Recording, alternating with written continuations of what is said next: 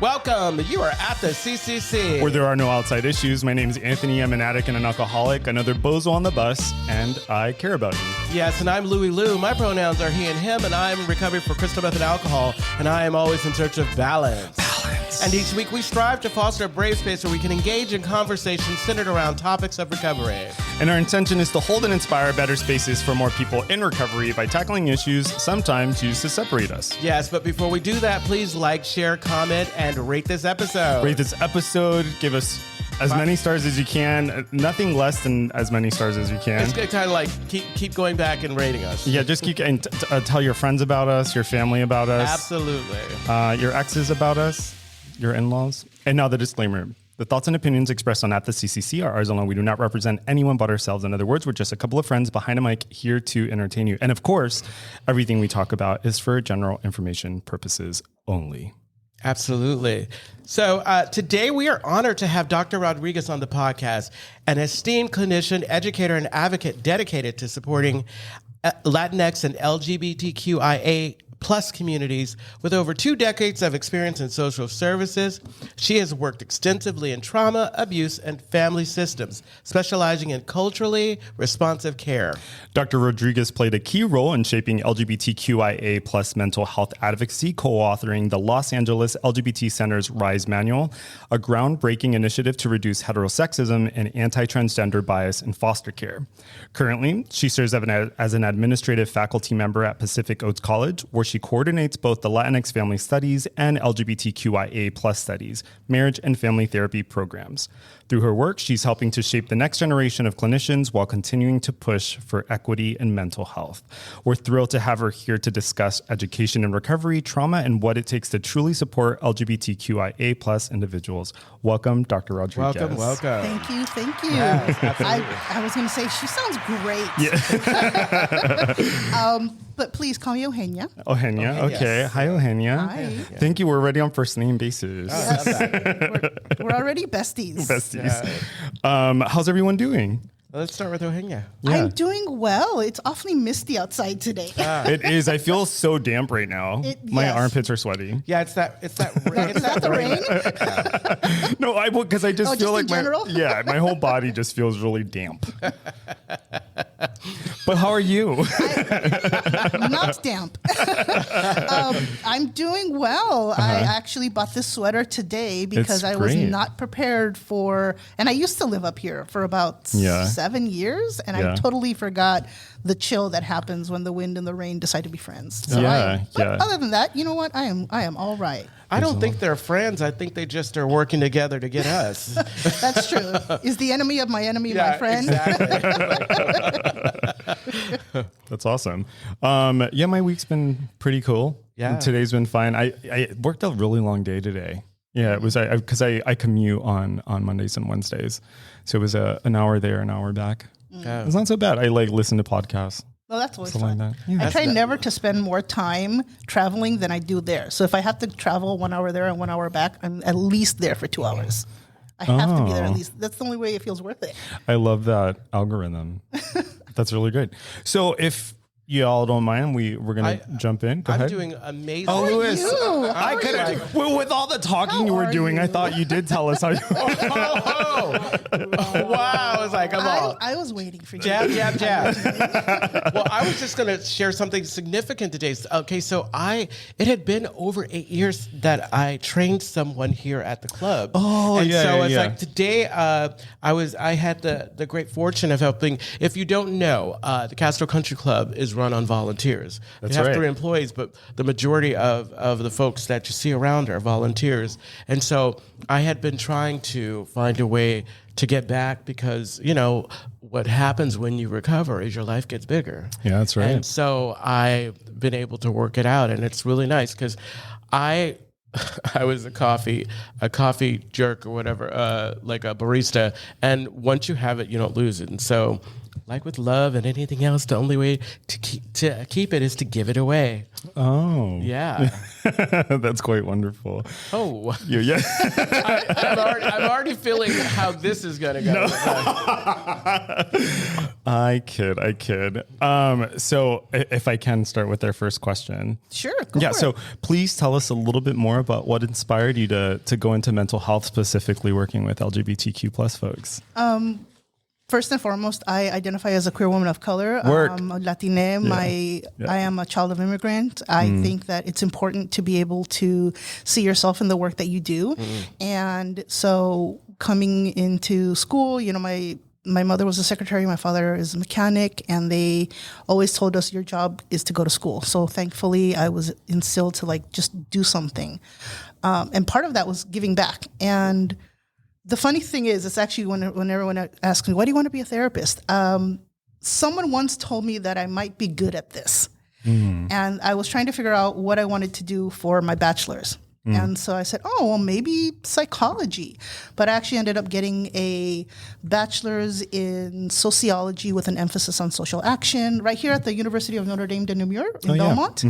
And then I had the minor in psychology. And I thought I was just going to do case management for the rest of my life. And I ended up falling into a meeting where one of my aunts was doing kind of this indigenous ceremony. And then in that, I met someone who was actually the head of one of the programs that I now run. Oh, wow. And nice. So she had a conversation, very much. She had a conversation with me and she said, I have this program. Would you like to apply?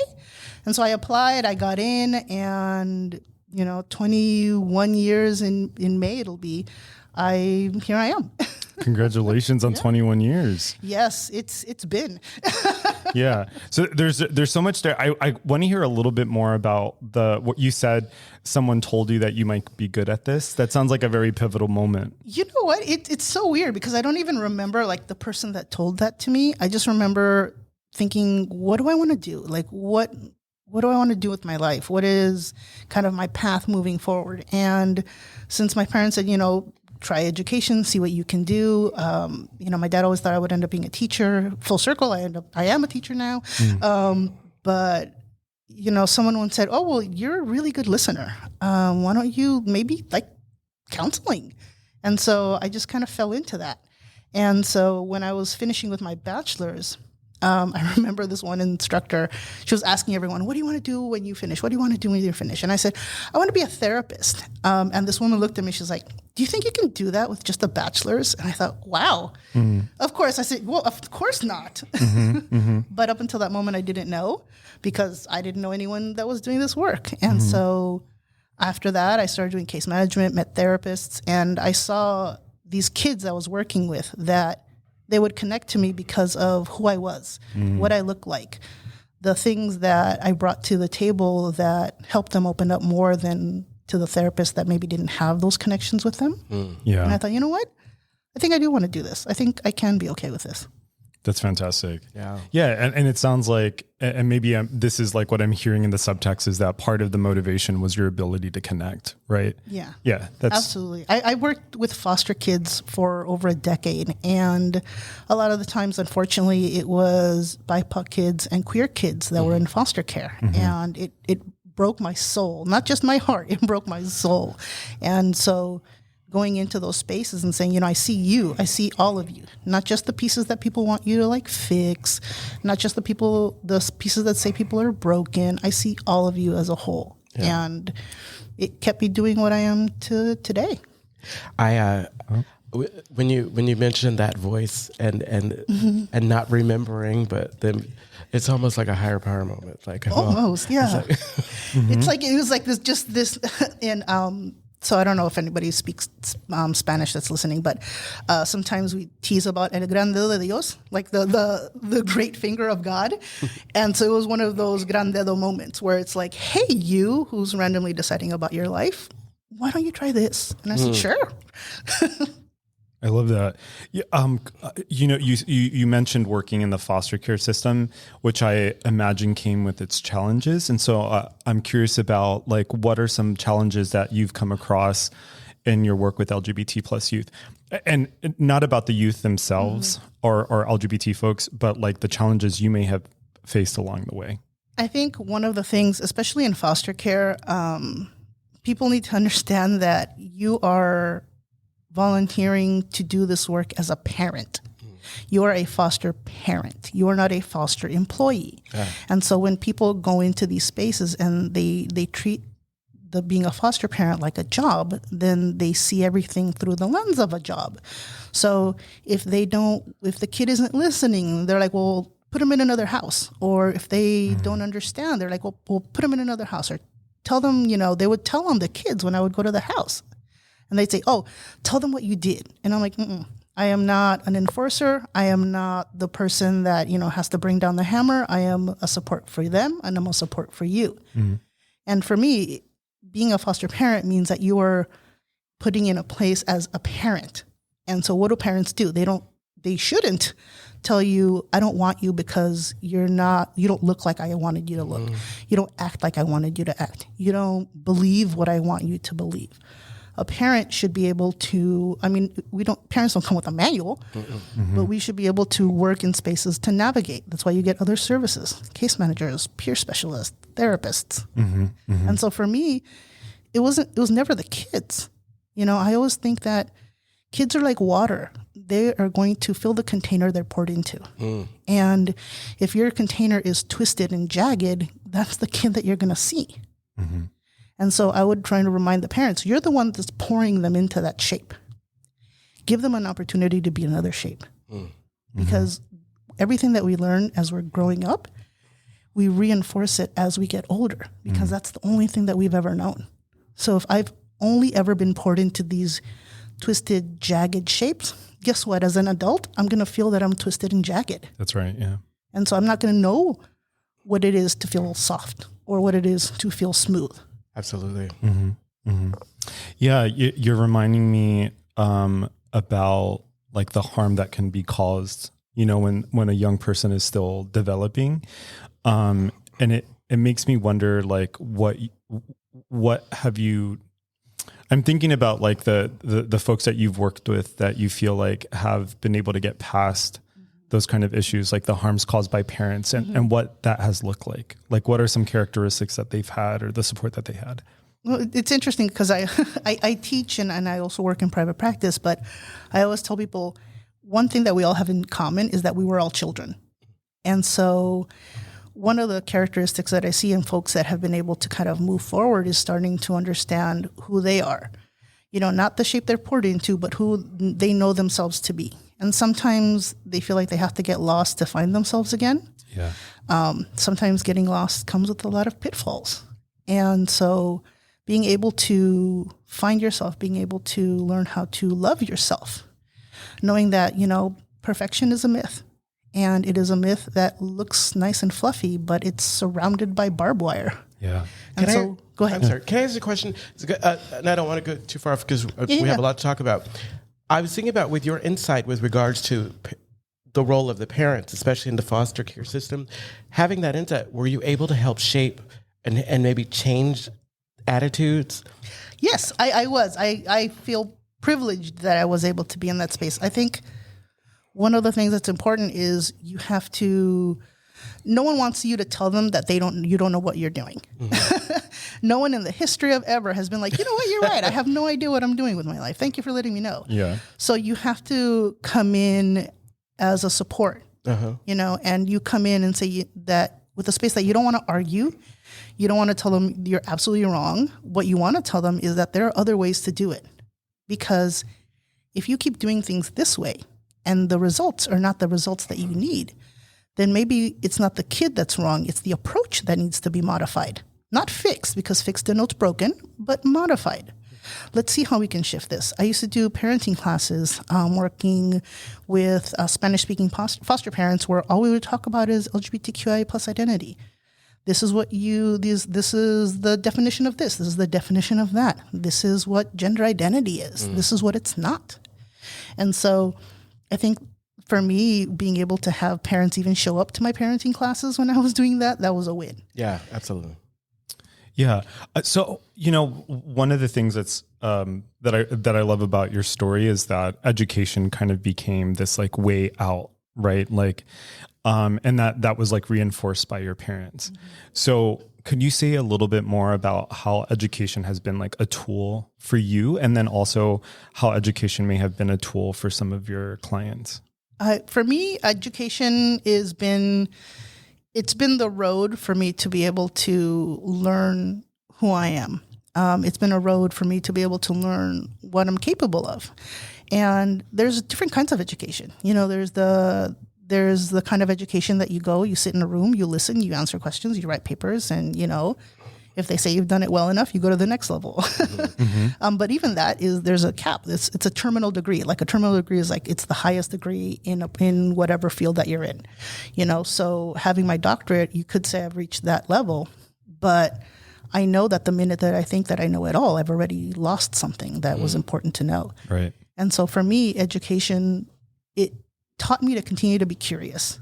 And so the education in my life that I've had, my kids have taught me, my foster kids, my kids, and I say my kids, I mean my clients, mm-hmm. Even the adults, the kids, all of them, they've taught me more than I think I could ever give them. I always tell them, thank you for your gift to me. Yeah. I want to help you. And I go in very clearly saying, I can't fix you because no one can fix someone else. I can walk with you in your healing. And my education taught me that, my life education, my formal education. And so what I want to do is I want to be able to help instill that into the people that I work with. Yeah, that's so beautiful. Mm-hmm. Yeah, you're reminding me a lot of, so my grandmother, she's 80, and she was born in Puerto Rico, and the town that she's from, they had a McDonald's before they had a high school. Mm. And so the highest grade she completed was the 6th grade, and then they migrated to New York City. And so I share all of that to say that like my grandmother didn't have a formal education, right? But it was like through my relationship with her that I learned how to like show up for people, and like what family ties mean, and like and so I agree, right, that there's so many different forms of education, and that, I think sometimes it can feel like we have to privilege like a formal higher education, but really there's so many different ways of growing in that way. Absolutely. It's what does learning mean to you? And in what way can you seek learning? Sometimes people listen to this podcast, right? Mm-hmm. And they'll say, "Oh, this is sometimes." So I was going to do more examples. So she's like, "I don't know who listens. I don't know who listens." Thank you for listening, and please don't turn it off yet. I promise. There was a complete like sentence in that. Yeah. But sometimes you listen to podcasts. Sometimes you read a book. Sometimes you talk to someone else. There's all these ways of opening yourself up to knowledge. I like how you said this idea of being curious. Yeah. Because I was like at work, I the staff that I work with, I'm always challenging them. Be curious. Don't just walk through and accept things as they are. Like maybe something can be different. And I am learning that I don't know everything in that situation, and it really makes a difference. It takes a lot of the stress off of me thinking, I got this, I know it all. Yeah. Well, I think that's a really excellent point. I think one of the things about learning and education or knowledge is this thing that you understand that you don't know everything, and you have to be okay with not knowing everything. We're not going to be the end all be all. There's no way that we have enough time or capacity to do that. And so once we accept that, then we realize every moment can be a learning moment. Every conversation can be a tool in my growth, in my recovery. And so these are the things that we have to lean into and be vulnerable.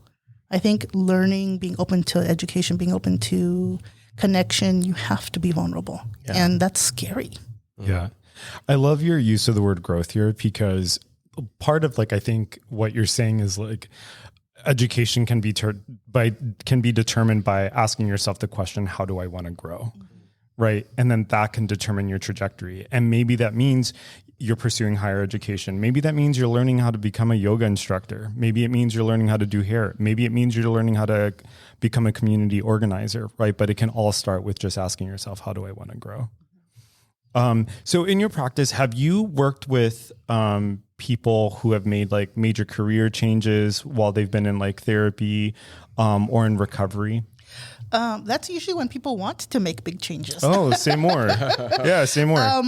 Yes, absolutely. And I think, one of the things that when people are going through major shifts in their self, in their identity, and they feel that they're on a road to growth and recovery, and like you were saying, the world gets bigger, and now they want to be able to give to the world, because so many times they feel like I've been taking from so much from the world.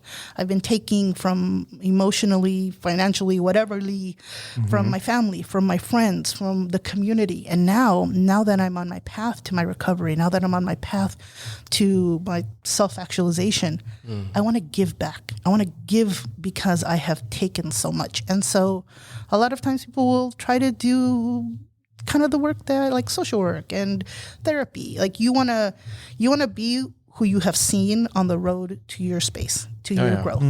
It's like how we emulate our parents or whatever. It's we hold them on the pedestal. It's like, I've experienced that. And I think for me, like the most amazing thing when I finally realized, no, that's not what I want to do. Yeah. Like maybe not. Maybe not. Yeah. Right. So you said you're coming up on 21 years of practice, which is a long time, but there's a lot of experience and there's a lot of like story in that. And so I'm wondering if you could say a little bit more about like when working with people, what were successes and challenges? What did those look like for you when working with people, say, for example, in recovery? So one of the things that I was doing as I was first coming up through my training as an MFT, not even graduated, was I was working with folks that were recently diagnosed with HIV or had family members that were diagnosed with HIV. And I distinctly remember one client that I was working with, and he had recently had the diagnosis, and I was one of the clinicians that was working in that kind of sector. And it comes to find out that he was like, we would say conventionally handsome. And he had been severely abused by his father, his sibling, because he was more effeminate. The father would make the other sibling kind of beat him up to kind of make him more manly. And so it ended up that he had very, very low self-esteem. And so as soon as he could, he started drinking. He would sneak a drink here. He would sneak a drink there. No one's going to notice a drink from every bottle because it's too little. Yeah. And so sneaking a drink then became drinking on their own once they moved out. And then that became using drugs. And then that became, I needed the drugs to be able to have sex. And then it became the sex. Yeah. And so I got him at the tail end of that, because now after his diagnosis, he thought, well, everything's gone now. Like I have nothing. I used to be able to drink, and I can't do that anymore. And I was doing drugs, and I couldn't do that because then it would help me have sex, and I can't do that. And so what do I have? What am I going to do? And so for the work that we were doing, I think one of the biggest things that we needed to connect to was, and that's why I say, every adult was a kid. We were connecting back to that kid that used to get beat up all the time. And I would say, if we were to talk to him, because he's still there, every time that you have a moment of stress, every time that you have a moment of trauma, every time that you have a moment where you feel extremely overwhelmed, the person that is reacting is that little kid. It's not adult you. It's not adult you that now is going to the gym obsessively because you can't do any of the other things. So now you're living at the gym. It's that little kid that was getting beat up by his brother and being told to be beat up by the dad. And so what did he need? And so in finding what he needed, we were able to then work on adult him, because now young him felt secure. He felt safer. And so safer little him helped safer older him. And so that was, for me, even being able to look at the mirror for like 10 seconds without looking away was huge for him. I would say, well, look in the mirror. How long can you look in the mirror? Let's do it together. Don't look at me, look at you. Yeah. And even being able to say, who do you see in that mirror? Like and it's like, oh, this one eye is too big and this one eye is too little and my lip is turning that way. No. Not just all your physical things, but who's there? in this moment, do you feel safe? Is it little you? Is it adult you? Is it a you that you don't recognize? Like, who is it? And that was just one of the steps that he was able to take as he was able to kind of move forward. And I think for me, I don't know if it sounds silly, but for me, a success was when he would come in and he was smiling. And it was a genuine smile. And knowing that a bad day didn't mean a bad life. And for me, that was a success. And I think about him a lot. I think, I hope he's doing well. Yeah. Yeah. What's striking to me about what you're saying is, and you've said this in a few different ways, is that the solution and answer is almost always love, right? Like it's love for that younger part of ourselves, love for the part of us that like wants to heal, love for the part of us that's like ready to grow and move past things. So, you've talked about, I think this is like a very interesting, interesting is not the right word, but and I was going to say interesting. I think it's a very heartfelt example. And it makes me wonder about like, in your experience, how have you seen like trauma show up for people, especially like as it relates to being like LGBTQ plus identified? How long do we have? I know. We've got time. You are. I know. That is a 10-pound question packed in a 5-pound bag. So trauma. So the way that I define trauma is that trauma is something that overwhelms your capacity to cope. And different people have different capacities to cope based on your history, based on, the things that have happened in your life, based on your coping skills. All of those things are different. I think of it like a cup, right? Some people come in with a larger cup like you have right here. Yep. Some of them have a smaller one. And so that's why some people have pretend there was like a tiny, tiny cup. This is not indicative of anyone's coping, just using for example. But, that's why two people can go through the same thing and one of them feels severely traumatized and another person doesn't, because it might have completely flooded someone's cup. And the other one was like, well, it almost hit the top, but I think I'm okay. And so one of the things that I've seen the way trauma work out, especially within our LGBTQIA plus communities, is that very often we're already running around with some liquid in our cup. We're already running around with stuff, that we maybe haven't had the opportunity to kind of spill and pour it out. And so then what happens is if we're walking around with a cup that's already a quarter full, something happens and it's another quarter. Now our cup is half full. So then when something bigger happens, what would have probably not overflowed it, now it's a mess everywhere. Right. And so what do? We pretend that it's not there. We pretend that we're fine because acknowledging that the cup has spilled over, acknowledging that there are some things that might need to get cleaned up so that we have a cup that's okay, or even doing the work to grow our cup is scary. And if you haven't had examples like that before, if you haven't had people to support you and say, you know what, it's spilled, but let's help you clean it up. Let's help you pour some of that out. If you haven't had that, then every time it spills, it feels like a catastrophe because it is. Right. And so especially within LGBTQIA plus communities, I talk a lot about minority stress. And so basically that's a theory that because of an already existing marginalized identity, we're already experiencing stigma. We're already experiencing bias. We're already experiencing stress. So I'm married and, my wife is Puerto Rican. We might be cousins. Oh, okay. We may be cousins. It's very possible. It's very, very possible. We can have an entire different podcast on Spanish from Puerto Rico and Spanish from Mexico. Yeah. I needed a translator the first time I went to Puerto Rico. But I love it. But there's different things and spaces like, so I have to always think, can I walk down the street holding my wife's hand? Yeah. I identify a little more masculine of center. And so for me, center is more androgynous and I identify a little more masculine of that. My wife is pretty feminine. And so, we don't really look like, best friends going to get a yogurt. And so I work. Stop. Although we could, I love froyo. Yeah. I mean, let's go to Pinkberry any day. But I'm afraid.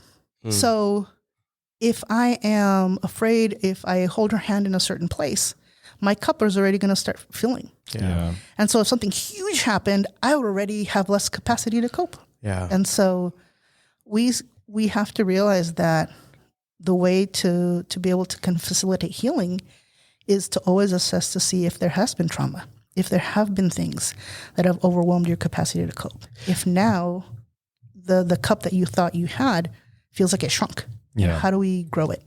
I was listening to that and I was thinking, where does the drugs and alcohol or the bad behavior or whatever, where does that come in? Because we're in a healthy situation, like you said, we would be looking for ways to grow the cup or to get rid of some of the liquid. But unfortunately, we don't have that information. We use things like drugs and alcohol that we think is healing us or are getting us ready for healing, and it's actually doing more damage. Yeah, I'm going to go back to my cup analogy, right? I love it. But, come back to the cup.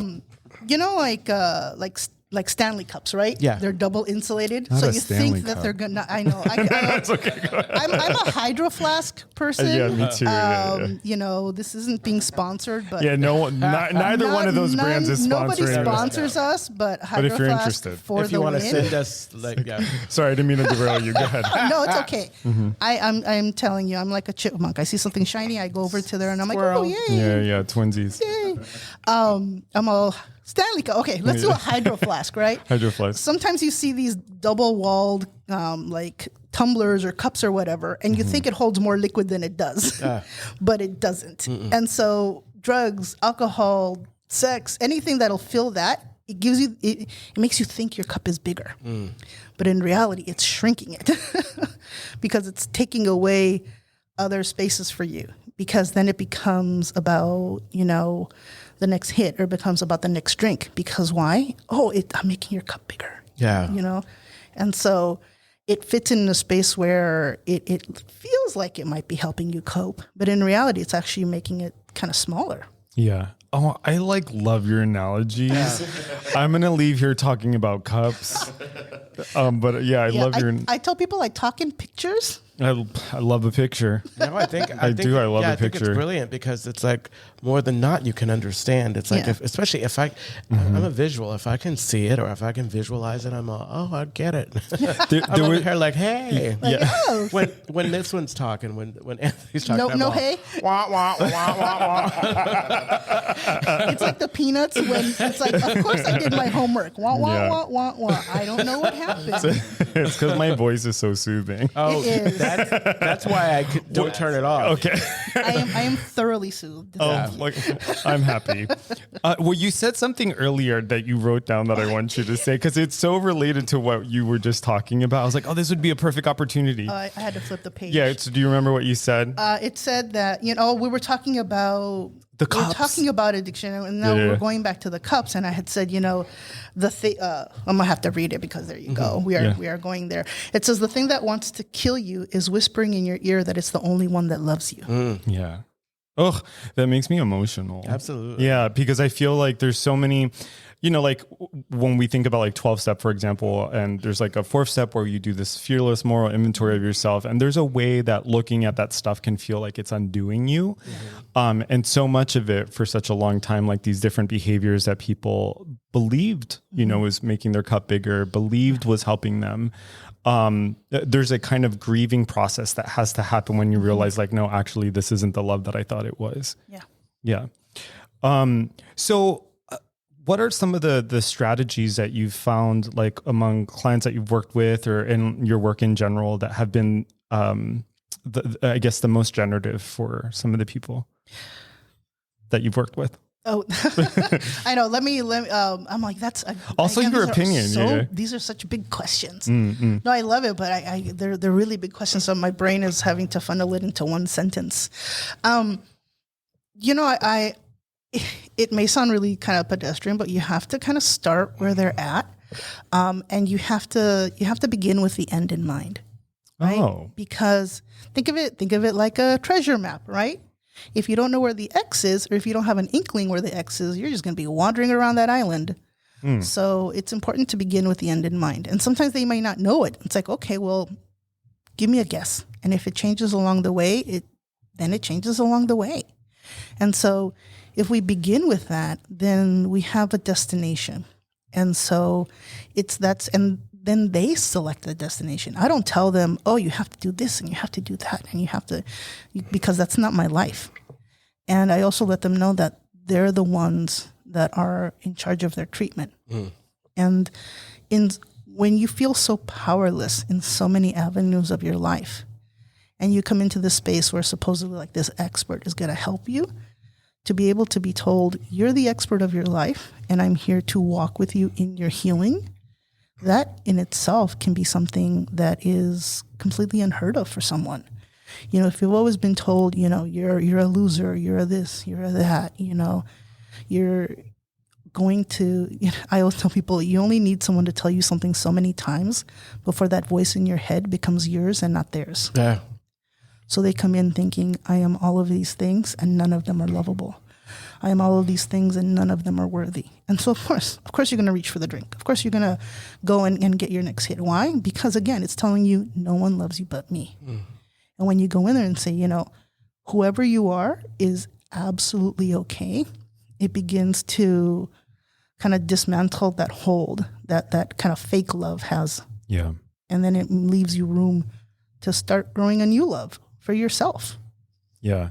One of the most powerful things that was ever said to me by, it was a colleague. I went to him. This is when I was a baby clinician. I'm still a baby clinician, but when I was a baby clinician, I remember I was going to supervision and I was talking about a case and he stopped me and he goes, Anthony, there's nothing wrong with you. And then I was going to talk and he goes, Anthony, there's nothing wrong with you. And he said it a third time. And then I was like, oh shit, no one's ever told me there's nothing wrong with me, you know, like within like that kind of context. Yeah. That brought up that memory for me. Yeah. I mean, I think the other thing here too is, I'm thinking a lot about community, right? And the ways that people can cultivate strength in themselves. And so I'm wondering, like, what do you think the role of community is in healing? Community is everything. It is. It's everything, because there has to be something after you leave my office or after we turn off the Zoom or whatever, you know, because even if we meet every day, it's only going to be 7 hours a week. How many more hours of the week do you have? And so in that time, there needs to be something else, someone else that can help fill those spaces with something positive, with something affirming, with something that can just kind of hold that space. Because if not, you know, your old patterns will try to find a way to sneak into those spaces. I think of it like rocks, and you try to pour sand in. The sand is going to get into, you know, if you've ever been to the beach and you wear jeans, there's going to get in everywhere. Yeah. That's why I don't go to the beach. That's why you don't go to the, it's like you avoid the water. That's why I don't wear jeans. That's why you don't wear jeans. Yeah. It's like a stereotype. Yeah, I'm not going. It gets in my hair. But, you know, I think of these habits like sand, right? They just fill in the crevices, and then it's so hard to get rid of them. And then you think, well, I thought I had gotten rid of all the sand. And it's like, nope, it's still there. And so community is that space that helps fill these things in with warmth, with comfort, with support, with love. On that same token, and I love the idea of the community and making sure you have something outside of what you do. But how do you prepare them to turn away from things that are toxic? Like, because what if that community is creating that? Yeah. Oh, I'm gonna go into another analogy there. Let's hear it. I'm ready for him. I think of like systems theory a lot, and so systems theory, I think of all of us and our communities like a grandfather clock, right? You look at this grandfather clock, and there's all these gears, and each gear is a specific shape because it needs to do a specific job to keep the clock moving.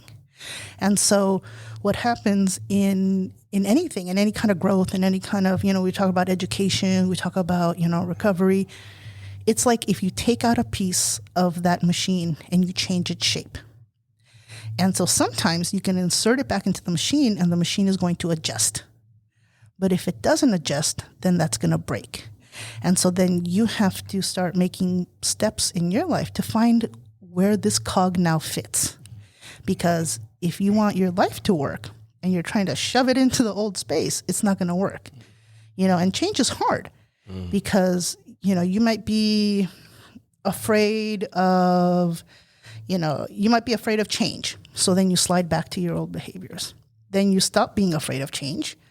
Now you're afraid of failing because you got over that fear of change. Now you're afraid to fail. So what do? You make yourself slide back because I'd rather it be my choice than me really want to, and I don't. And then finally, which kind of sounds not counterintuitive, but you could be afraid of success. Oh, 100%. Because if you walk through that door and you're different, that means the things around you have to be different. Yeah. What if you live with your dealer? What if your family is struggling in their own addiction? What if the only reason that you even liked your boyfriend is because you guys got high together? Like all of these things. And so sometimes if they're not ready to kind of make that move past that, then the fear of success might make them slide back. Yeah. And so it's by preparing them and saying, hey, let's find community. You're not in this alone. So in the time that we meet, what would community, if you had a magic wand and poof, community was there, what would it look like? So let's try to find if there's something like that or the closest proximity to it. And let's see what that does. Yeah, that's, I love this take on community because I'm thinking about how community can pull you in any direction. So for example, I'm thinking about like some of the clients that I've worked with, and I was talking to one, I'm thinking one from last year, and, a lot of cannabis use, there was cannabis-induced psychosis. And then when the idea was like explored about whether or not this person would feel comfortable stopping, the first thing they thought about was, yeah, but I would have to change all of my friends. Right. And similarly, like when I think about recovery now, a lot of like my own recovery is like grounded in the people that I know that are sober and who are doing very similar work to me. I love that saying. The only thing that you have to change is everything. Yeah. Just that one thing. Yeah, just that one thing. That one everything. Yeah, absolutely. And, earlier too, I was thinking about going back to the cup analogy. We might as well just call this the cup episode. The cup. Please don't call it the cup episode. That can go so many ways. Yeah. Oh my God. Maybe it wouldn't have, but now it will. So now it can. I'm sorry.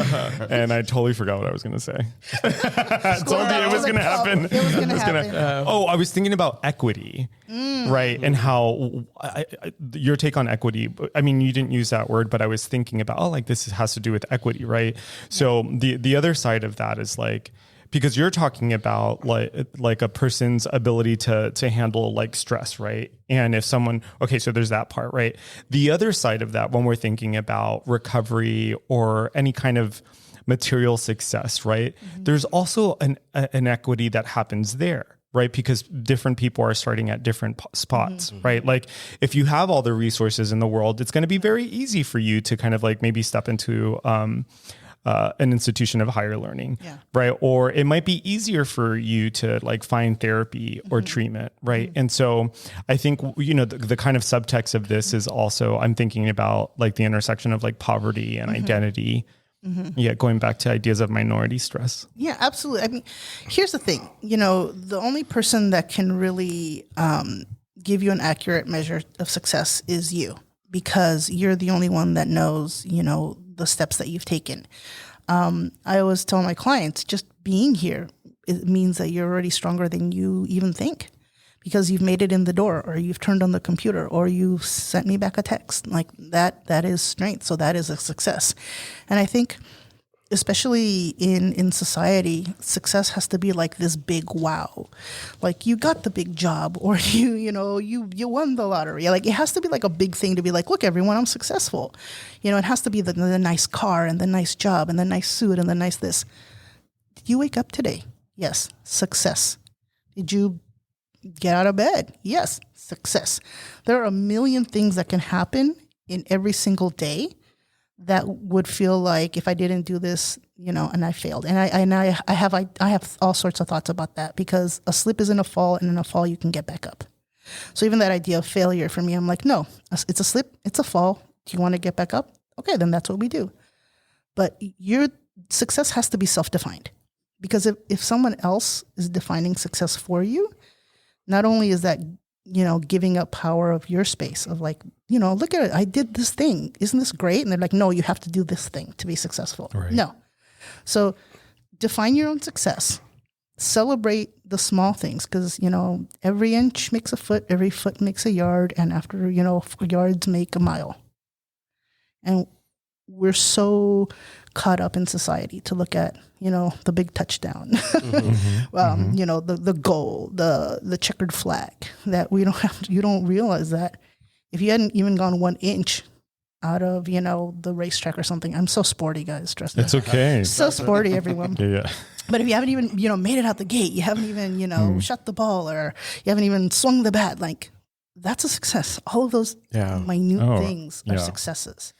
So, I mean, that was a really long answer to a short question. That's a perfect answer to But it's true, because the thing that I constantly have to remind myself to do is to look at where I was, to compare myself to where I was, so that, like, I'm measuring me based on me.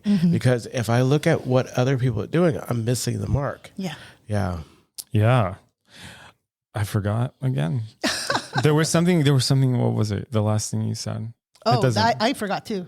It's fine. Let's move on. Okay. Let's be present. We are present. We are present. I have a question. You are a present.